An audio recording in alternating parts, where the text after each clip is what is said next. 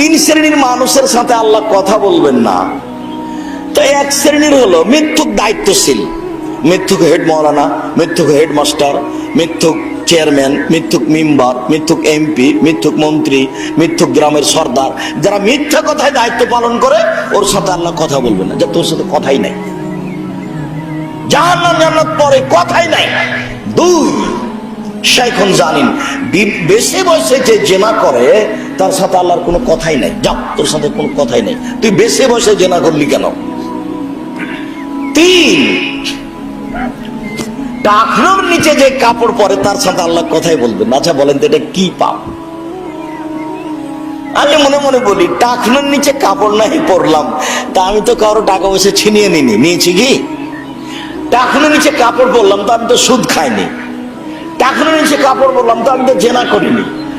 টাকনোর নিচে কাপড় পরলাম তো আমি তো কাউকে থাপ্পড়ও মারিনি। মুসা আলাইহিস সালামের মতো আমি কাউকে হত্যাও করিনি। তো আল্লাহ আমার দিকে দেখবেন না কেন, কথাই কেন বলবেন না? এটা কি হলো? এটা এই জন্য, এই পাপটা হলো মনের সাথে জড়িত। মনে চাচ্ছে যে প্যান্টটা একটু টাকনোর নিচে রাখি, নাহলে ঠ্যাঙ্গা ঠ্যাঙ্গা লাগে। স্ত্রী মেয়েতে বলছে, আব্বু টাকনোর নিচে প্যান্ট উপরে রাখলে কেমন কেমন জানি কেমন কেমন লাগে।